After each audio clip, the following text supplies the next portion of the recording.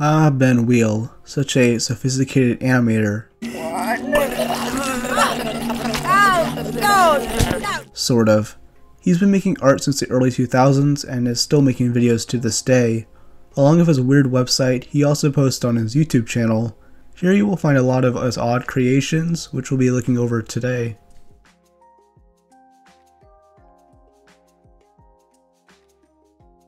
The Birth Tab. Released in July 2015, this happens to be one of his most normal animations, but that isn't saying much, as this still goes far out with the visuals and storytelling. A woman voiced by Jenny Bargener is on a quest to find the mysterious Birth Tab. It's a piece of candy that will allow you to witness your own birth via live webcam feed. Ben shows off his true talent with these gorgeous visual shots, with the narration playing overhead.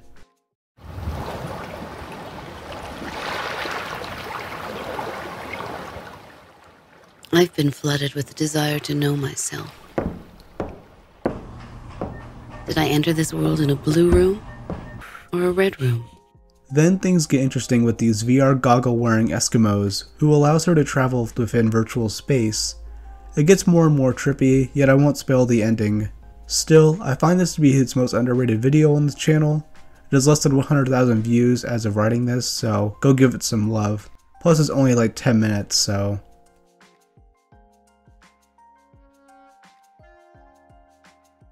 Top 5 animation containers. Narrated by Adam McLaughlin, this is more or less a WatchMojo parody that works on so many levels. This one is actually a more recent short of Ben's from July 2019, and he actually made a trailer beforehand, and the hype for it paid off. It's a list video, but for this one, it's counting down the best animation container characters. First is Helioblocks Man, then Murdy, Trap Thing, Sheepbox, and finally Equinox Head. These things are either storage or just plain gross. After the list, we are introduced to more humanoid Murdy, who is soon attacked by the other containers.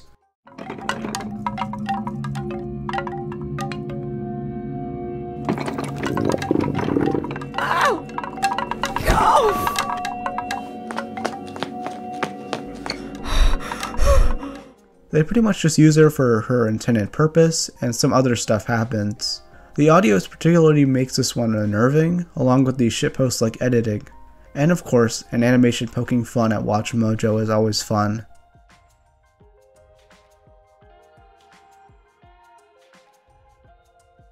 Talking House. Yep, a giant skeleton punching a house. So this one is one of his older animations from the 2000s that was done in a different 2D art style that I think still holds up. But yeah, Bone Bro hates this house for not speaking coherent sentences, so he assaults him.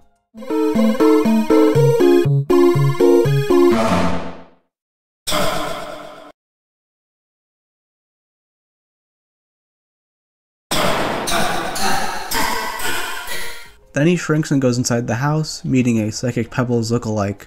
The meaning to this is up for interpretation, but one commenter points out how the house represents Ben. The skeleton is his early fanbase, wanting the house to say something that makes sense. But he doesn't, and the skeleton soon eases in and sees a deeper meaning to the singing.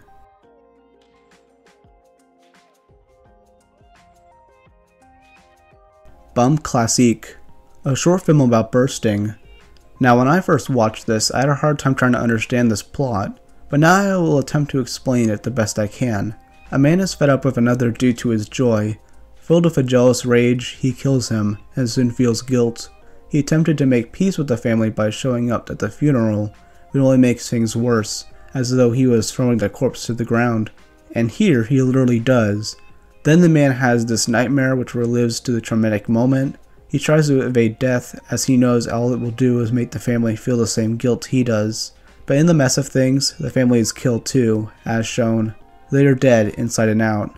Thanks to Astro Kaiser for pointing a lot of this out, but since this is Ben, the imagery is of balloon people, and some weird sound effects are thrown in.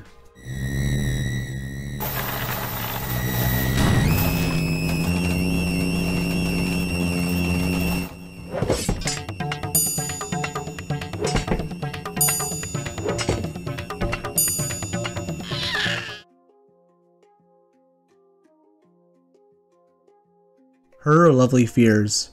Okay, what the hell even is this? So Ben actually showed this off at a bunch of film festivals in 2008, and apparently, according to a commenter, it was shown on Adult Swim's Off the Air Nightmare episode. So there are these two head things with feet. One of them pulls a pistol out of his mouth and shoots a bird for no good reason. The other head thing gets mad and repeats the phrase, "Dabir." Also, Pickle Rick here says the same thing.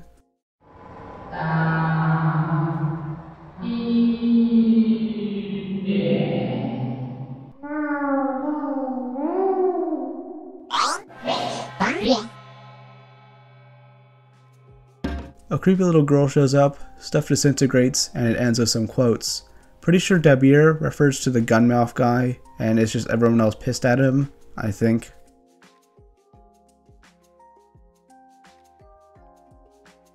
Those crazy insides. Once again, I'm having a hard time pinpointing the story of this video. It's just a lot of animated visuals of body parts and fluids. There's a floating green orb, a snake monster, and a smiling face. And about 3 minutes in, we were introduced to this fly creature, which tries to fix up the body.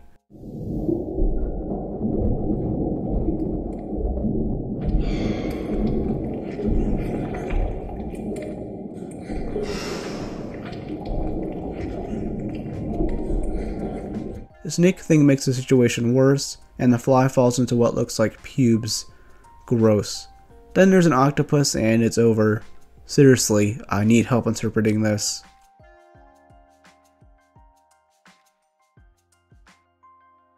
Val. We begin this mess with a man with a disfigured face.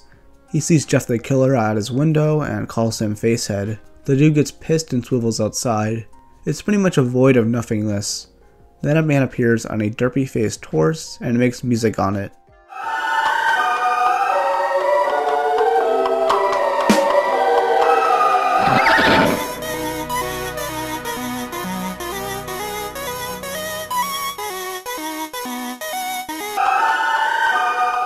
He sees the mess going on at the house and tries to stop it with the music. Then semen pours from his mouth and then the totem pole's head screams. Okay, yeah, that was, something? Man, 2009 YouTube was so different. Nowadays, this looks like your standard meme video with a context taken out. Then again, there is no context at all with this clip. It's both funny and creepy at the same time. Hello, Facehead.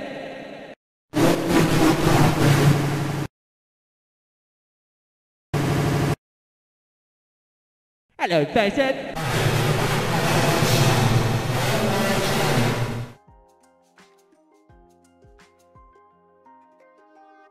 Decoration. This 2011 piece is about a being known as Decoration, who represents the embodiment of beauty. The first experience shown is of a hamster getting squeezed by a particular little girl, who relives it as a play inside her head. It lasts like this for years, and soon she meets a boy. It is implied that Decoration, or force implied with him, will mess up their life with a future child. They'll christen the child cervical cancer, but I prefer the name Decoration.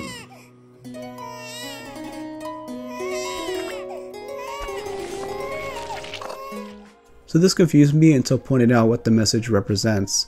It is a representation of the female body's development.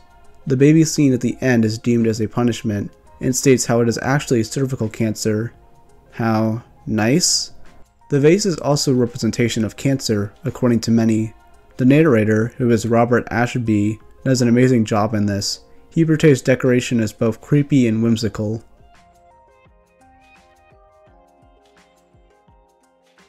Tropical Cake Boutique.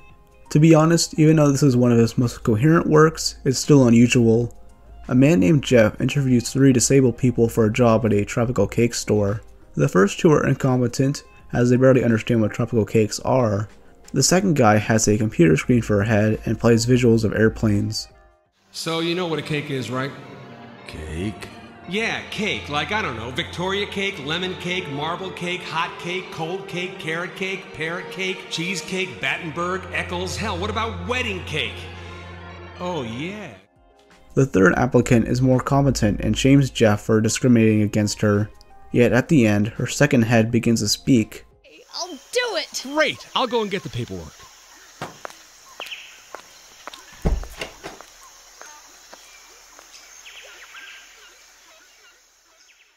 You see, Marie, Crying always works. The video has 4 different voice actors in it, also unusual for Ben. He even voices one of the characters. And for 2011, it looks pretty good. Not amazing now, but his art style and presentation is really interesting.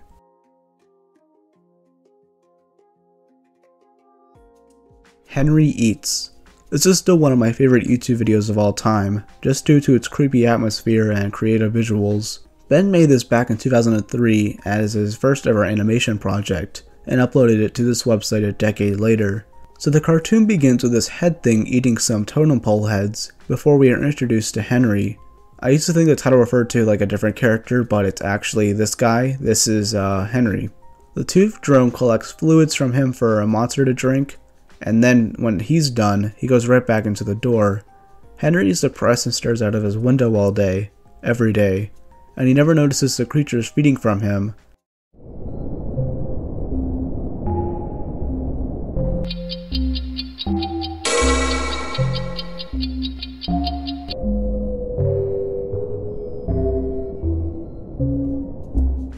Then we see this decapitated head sticking its tongue out like a chameleon before being introduced to our last character. He's an armless, white crocodile-like monster who approaches Henry's house. I used to think this was Henry as he ends up having a feast, but no. He bites the heads off of both the feeding creature and Henry, yet his body remains by the window. He doesn't seem to care, and that is what's really depressing.